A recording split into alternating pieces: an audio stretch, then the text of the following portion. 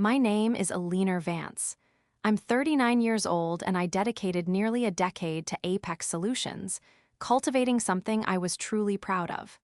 Commitment, output, leadership, consistently exemplary. Every quarter, I surpassed my key performance indicators. During every crisis, I willingly spearheaded the recovery. I even trained a good half of their current managerial staff. But on a drizzly Thursday afternoon, all of that became irrelevant with 5 astonishing words. "Congratulations to my niece, Chloe." I blinked, unsure if I'd heard correctly.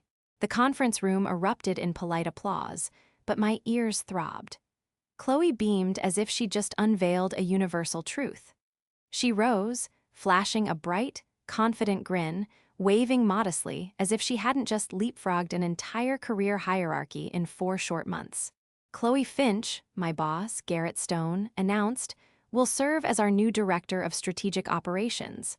She offers a vital new perspective and dynamism, and I'm confident she'll contribute significantly to our growth." Fresh outlook. That's the classic refrain when someone young, unseasoned, and deeply connected to executive power gets promoted. Chloe was Garrett's sister's daughter. Everyone was aware. No one dared to speak of it. I sat petrified, still grasping the presentation clicker from the quarterly review I'd just delivered. The one where I detailed a strategy that slashed our procurement expenses by over $2 million. The very review Garrett had lauded right before handing my position to his niece. Garrett offered a conciliatory smile.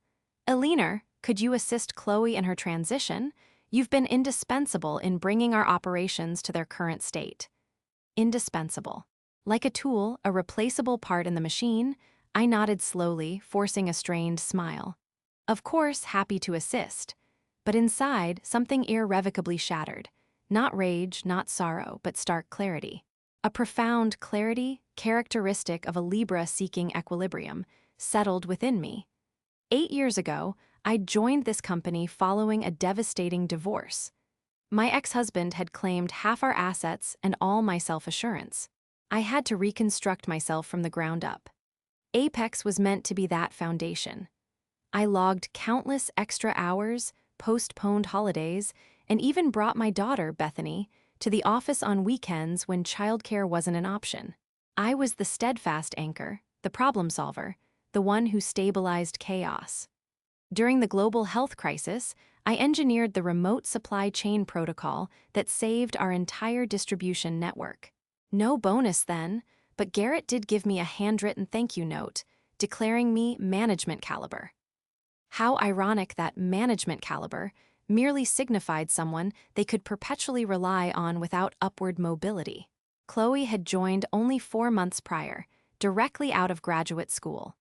She possessed intellect, certainly, but had never guided a team through vendor negotiations or managed a pre-dawn emergency from a customs holdup. I observed her gracious thanks to the team, expressing humility and honor, even suggesting she looked forward to learning from everyone. As if the role wasn't simply dropped into her lap, a role I'd dedicated almost a decade to build. Following the meeting, I retreated to my workstation, closing the door and sinking into silence. The usual office din, ringing phones, chiming emails became an unheard blur. I gazed at my screen, fighting back the burning in my eyes. Then I opened a blank file and began to write. It wasn't a diatribe, it wasn't emotional, it was a letter. Concise, direct, professional. Subject, resignation notification. It stated my departure in 2 weeks, briefly summarized my reasons, extended gratitude for the experience, and offered assistance with the handover. I added a concluding sentence that finally brought a genuine smile to my face. "Best wishes to Chloe." I printed, folded, and sealed it in an envelope. Packing my desk took 30 minutes. I left behind most items, binders, notebooks, internal guides I'd authored, taking only my self-respect.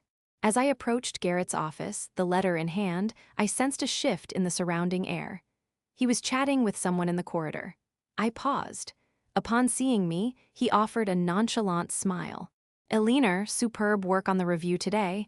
I extended the envelope. "What's this?" he inquired.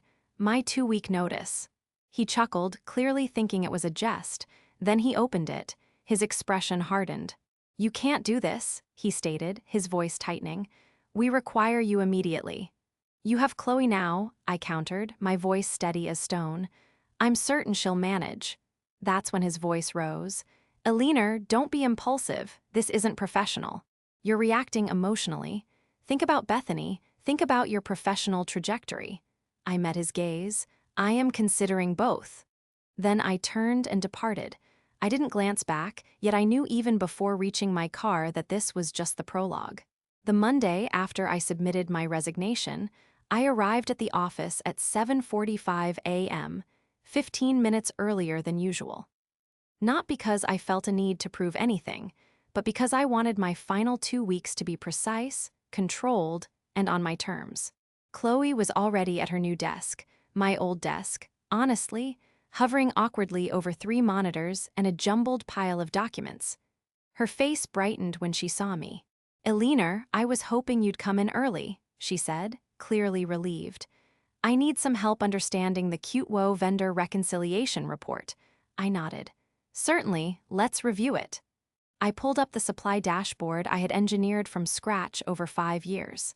It linked active orders, pricing tiers, delivery schedules, and incident reports across 12 vendors in real time. Chloe blinked at the interface as if deciphering ancient hieroglyphs. How did you configure this?" she asked. "Just experience," I said gently. We spent the next hour reviewing critical accounts: Sterling Corp., Zenith Components, and Quantum Wire. These 3 alone constituted over 40% of our monthly revenue. Each had unique contract terms, delivery deadlines, and intricacies learned only through time and crisis. I handed her a printed copy of the client protocols I had created and meticulously updated, like a sacred text. Chloe looked overwhelmed. "I didn't realize it was this intricate," she admitted. "That's what operations is," I said. "It looks like spreadsheets, but it's truly about relationships, timing, and foreseeing potential issues before they occur." Garrett walked by mid-conversation, stopped at the glass door, and tapped once before entering. "Morning, ladies," he said too jovially. "How's the handover progressing?" Chloe offered him a small, uncertain smile. "Eleanor's been incredible.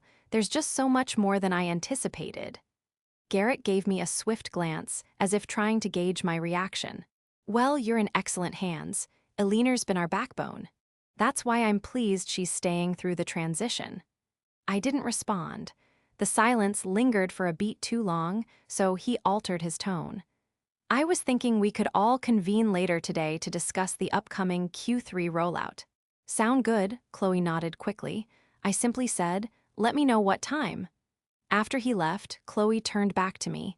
"He said you'd created most of these processes, but I didn't realize how dependent everything was on your work." I didn't say anything. She was right, and she was beginning to understand it.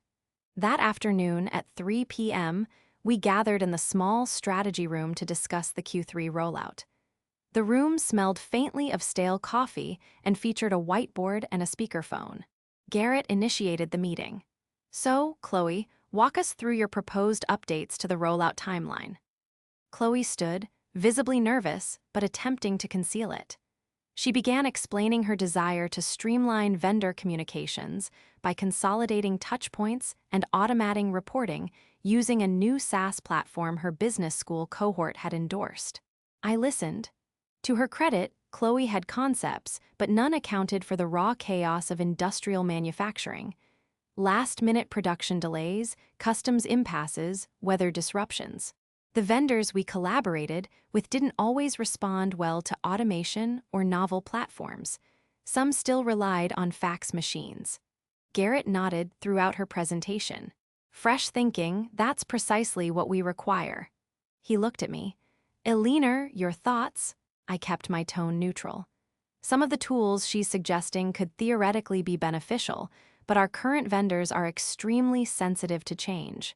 A rollout like this would necessitate 6 months of pilot testing and in-person training." Garrett's expression tightened. "Resistance to innovation is precisely what keeps us stagnant." I raised an eyebrow. "Is it resistance or reality?" Chloe shifted uncomfortably in her seat. Garrett tapped his pen on the table and remained silent. After the meeting, I returned to my desk and found a voicemail from one of our largest clients, Sterling Corp. "Eleanor, it's Tom," the voice said. "Not sure who to contact about the delayed shipment to Dallas. We've got a crew on standby. Can you call me back?" It had begun. I forwarded the message to Chloe, copied Garrett, and followed up with a brief note. "This type of issue requires immediate escalation to Southwest Transit. Recommend calling Robert directly. His number is in the supplier folder." An hour later, I passed Chloe's desk. She was still composing an email. "Did you call Robert from Southwest?" I asked gently. "No, I emailed him instead. I figured I'd give him time to respond," she said. I paused. "Robert is 67. He doesn't check his email after 3 p.m. And Dallas is a rush delivery. You'll want to call him now." Chloe's face turned pale. She picked up the phone. I continued walking. That evening, I sat on my couch, a glass of wine in hand, laptop open. My daughter Bethany peeked in from the hallway. "Are you okay?" she asked. I nodded. "Just a long day." "You look tired," she observed, "but kind of proud, too." I smiled. "I relinquished the job they believed I couldn't walk away from," I said, "and they're already realizing I wasn't merely occupying a seat." She walked over and sat beside me. "I'm proud of you, too," she said. "They'll see what they lost, and you'll build something superior." By Thursday morning, things had already begun to unravel. I walked into the office to find Chloe staring at the printer as if it had personally insulted her. She looked up with a sheepish smile. "The shipment logs won't print correctly. They're formatted strangely." I took a look and instantly identified the problem. She was pulling the logs from the internal summary, not the master file. A novice error. One I might have made in my first month, but certainly not in my fourth. I fixed it, briefly explained the distinction between the two files, and returned to my desk. Minutes later, I received a message from Quantum Wire. Subject line: urgent invoice discrepancy. They were one of our most detail-sensitive accounts. Any variance, even a $10 discrepancy, triggered immediate flags. The email read, "We were quoted a 7% discount on the Southwest batch order last month, but the new invoice shows full pricing. Please clarify within the next 4 hours or we'll suspend this PO until resolved." I checked the logs. The discount had been verbally agreed upon and documented in a CRM note under my username. Chloe hadn't included it in the export file she used to issue the invoice. I sighed. This wasn't sabotage. It was inexperience. But to a client, it made no difference. Their trust in us was built on flawless execution, not excuses. I walked over to Chloe's desk. "Did you send the Quantum Wire invoice?" I asked. She nodded. "Why?" "They're pausing the PO. You missed the negotiated discount." She blinked. "Wait. Garrett said I should go by the standard pricing sheet. And I told Quantum Wire we'd adjust this one due to the freight delays last quarter. It's in the CRM notes." Chloe looked genuinely panicked. Should I call them?" "You have to, and apologize and fix the invoice before 10 o'clock. She glanced at the clock. 9:17. "I'll help you," I added, because I couldn't help myself. I didn't want her to fail, not truly. I just wanted someone to acknowledge that I hadn't failed. Later that afternoon, Garrett summoned me to his office. He looked worn, eyes sunken, shirt wrinkled. A man accustomed to control, now juggling broken pieces. "I heard about Quantum Wire," he said without meeting my gaze. "Chloe said you helped resolve it." "I did," I replied, "but it's going to continue happening." He looked up sharply. "Why would you say that?" "Because you gave her a role she's not prepared for," I said evenly. "And you're asking her to lead a system she doesn't comprehend." Garrett leaned back and exhaled. "Eleanor, look, I know you're frustrated. I know you feel overlooked, but this kind of attitude won't help your reputation in the industry." I almost scoffed. Reputation, as if it hadn't taken me years to construct it. As if I hadn't earned it email by email, crisis by crisis. "I've been nothing but professional, Garrett," I said. "You desired a clean transition, and I've ensured you have one." He didn't answer, just stared at his desk as if it might offer a solution. By the following week, the pressure had started to permeate beyond the building. Sterling Corp emailed their account manager, me, asking why no one had followed up on their last 4 inquiries. I forwarded it to Chloe. She responded with an automated working on it template. They replied, "We need a person, not a placeholder." Then came the voicemail from Zenith Components COO. "Eleanor, we've had 3 rescheduling requests from your replacement, and it's causing issues on our production end. Please inform us who's in charge now, because frankly, it doesn't feel like anyone is." That night, I was at home when my phone rang. Unknown number. I hesitated, then answered. "Is this Eleanor Vance?" a voice asked. "Yes, who's calling?" "My name is Marcus Thorne. I'm the Director of Operations at Meridian Dynamics. We've heard you're concluding your tenure at Apex. Would you be open to a conversation?"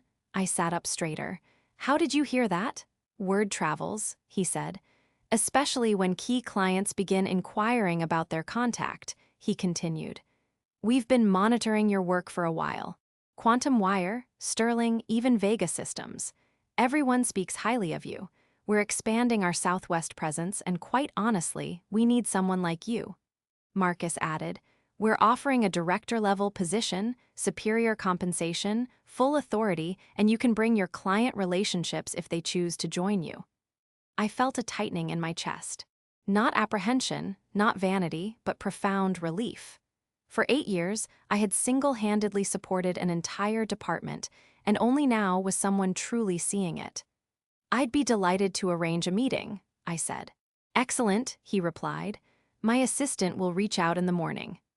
The next day, I walked into Apex feeling transformed, as if I were already gone. As I passed Chloe's office, I noticed she was reprinting another client schedule. The timestamp indicated it had already been dispatched. Wrong version again. She looked up and smiled nervously. "I'll figure it out," I nodded. "I know you will." By the time my final Monday at Apex arrived, something in the air had shifted. The office no longer hummed with its usual rhythm, it sputtered. Emails were delayed. Clients were agitated. People whispered more than they spoke. Everyone felt it. The seams were beginning to split. That morning, I had a second phone call with Marcus Thorne from Meridian Dynamics, who now sounded even more eager than before. "We'd like to formally offer you the role," he said. "Director of Regional Operations. Your call on team structure, vendors, hiring, complete autonomy." "And the accounts I've been managing?" I inquired. Marcus chuckled. "If even half of them follow you, it would more than cover your first year's salary." I paused, then asked the one question still lingering in my mind. "Would you want me to bring anyone else from Apex?" "Only if they're good," he said simply. That call concluded with a verbal agreement and a pending contract. My future was changing quietly, cleanly, like turning a page mid-sentence. At 10:42 a.m., Garrett summoned me to his office. His voice over the intercom was tight, strained. "Eleanor, could you step in for a moment?" I walked in and immediately saw the signs. Papers strewn, his coffee untouched, a man unraveling behind a polished desk. He didn't ask me to sit. "We lost Zenith Components this morning," he stated flatly. "They pulled their Q3 orders and said they'll be reevaluating partnerships before year-end." I nodded slowly. "I assume they copied you on the email," he added. "They did." Garrett rubbed the bridge of his nose. "They mentioned transition issues, sloppy communication, incomplete delivery schedules. They're not wrong." Silence. "Then, Eleanor, I think we were rash." My eyebrows lifted. "I mean, perhaps we didn't fully consider the leadership change. Chloe is, she's talented, but maybe not ready." I said nothing. "I've spoken to corporate," he continued. "There might be an opportunity to bring you back into a leadership role, director level. You'd be paired with Chloe, but you'd have final say on all operations decisions." I almost laughed. The very job I'd been denied, now offered with conditions. "I appreciate that," I said evenly, "but I already have an offer." Garrett's face froze. "What?" "I've accepted a position elsewhere. Same title, better compensation. Complete control, and I don't have to share a desk with someone who just learned how to interpret a freight report. He didn't blink, just stared, as if trying to reverse time. You haven't even finished your 2 weeks, he said. No, I replied, but I don't owe you loyalty after what you did. He walked around the desk, arms crossed. Do you know what this looks like? Deserting ship, taking clients. That's borderline unethical. My jaw tightened. You're the one who treated me like a temporary stand-in, I said. Clients follow individuals they trust. I never signed a non-compete. And if you're concerned about ethics, perhaps start with how Chloe was promoted. Garrett stepped back, color rising in his cheeks. You can't do this. I already have. He pointed at me. You don't get to just take what we built. I stared at him, calm. You didn't build it, Garrett. I did, and I'm simply taking myself. This wasn't revenge. It was the meticulous balancing of scales, the quiet triumph of a Libra whose sense of justice had finally been served. That afternoon, Chloe knocked on my door. Her expression was a mix of panic and guilt. Quantum Wire just sent another complaint, she said. Something about shipping schedules again. I'm trying to fix it, but it's... She stopped herself. It's harder than I thought. I offered her a chair. What do you need help with? She hesitated. Everything. I helped her rephrase the email response, guided her through the vendor's expectations, and reorganized the spreadsheet she'd been using. She watched, clearly overwhelmed, but still striving to keep up. After a while, she sighed. You must resent me. I looked at her for a long moment. I don't, I said. I resent that you were thrust into a role you weren't ready for. I resent that my work wasn't recognized. But this mess, that's not solely yours. Chloe blinked as if no one had ever separated her from Garrett before. She stood to leave, but paused in the doorway. Are you truly leaving? Yes. And the clients? They'll go where the work gets done correctly. She nodded. I hope I can earn it. The respect? I gave her a small smile. Then start by truly listening to the people who constructed what you inherited. That evening, I received a text from Tom at Sterling Corp. Heard you're moving to Meridian Dynamics. Call me tomorrow. We're interested in discussing. Another message arrived 30 minutes later. Susan from Quantum Wire, new contact at Apex is lost. If you're going independent, we want in. I looked at both texts and realized something profound. I wasn't just departing a job. I was stepping into something I had quietly cultivated all along. A network, a reputation, a system of trust. I spent my final Friday at Apex doing what most wouldn't have bothered with: vendor manuals, escalation protocols, client preference sheets. Every last detail I'd carried in my head, I meticulously documented and stored in a folder labeled Transition for Chloe. Not for Garrett, not for the company, but for the individuals who'd ultimately navigate the aftermath. The office was quiet, the kind of quiet that isn't peaceful, just uncertain. The energy had shifted. Conversations were shorter. Eyes didn't linger. Even the receptionist gave me a longer than usual look when I walked past with a box under my arm. By 4:00 p.m., I had packed the last of my belongings. A framed picture of Bethany from her 6th grade science fair, 2 notepads filled with diagrams and vendor sketches, and a chipped coffee mug I never let anyone else use. I dropped my security badge at HR, signed a single exit form, and then, just as I was about to leave, Garrett called me back into his office.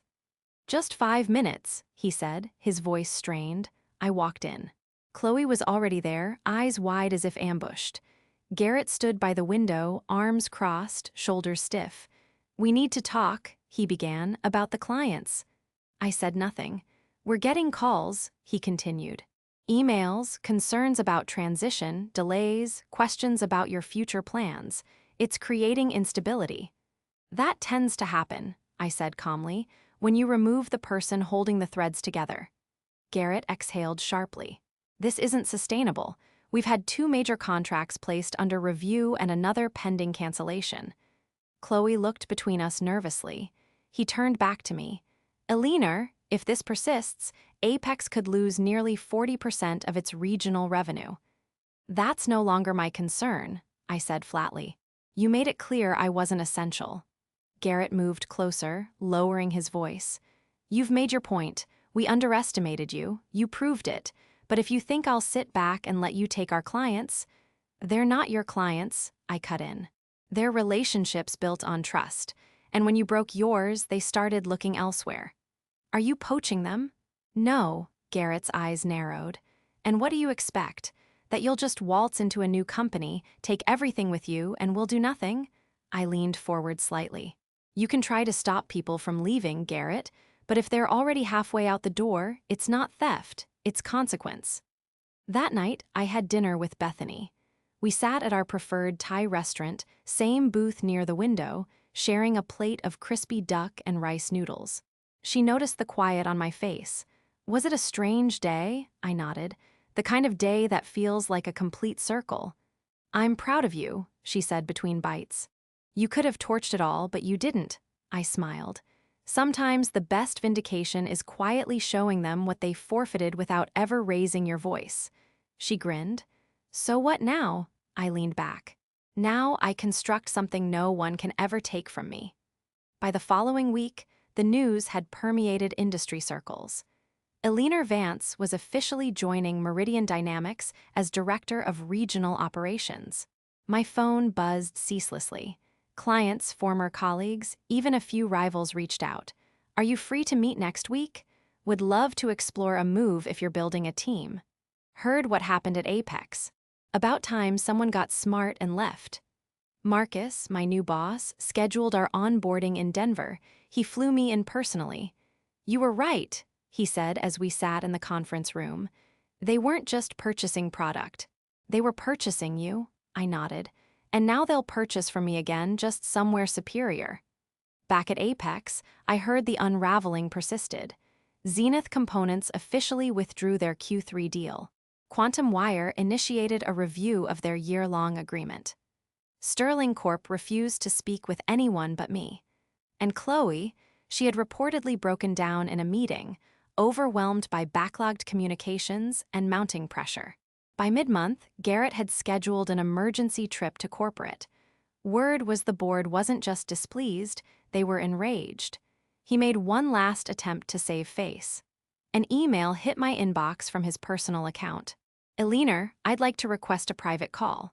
No hostility, just an opportunity to discuss options. I stared at it for a long time, then hit archive. People often believe loyalty means remaining silent while being disregarded, but true loyalty commences with oneself, with recognizing your own worth and departing the instant someone else ceases to see it. Apex thought they could replace me in 4 months. They forgot I'd spent 8 years becoming indispensable. It had been 5 weeks since I left Apex. 5 quiet, productive, deeply satisfying weeks. My office at Meridian Dynamics was still minimalist.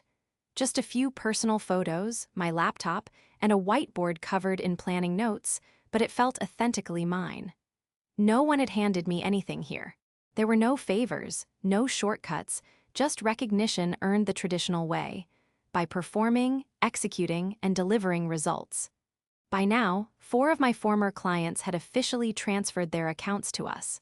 Not with dramatic emails or public declarations, just subtle paperwork, polite messages, and new purchase orders. Each had stated the same sentiment in their own way.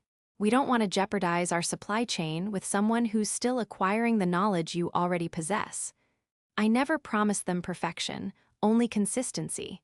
And in our industry, that's worth more than gold. One morning, while reviewing a new logistics contract, Marcus knocked on my door. You might want to see this, he said, holding a printed newsletter. I took the paper. The headline read, Apex Solutions announces abrupt leadership restructuring amidst client attrition.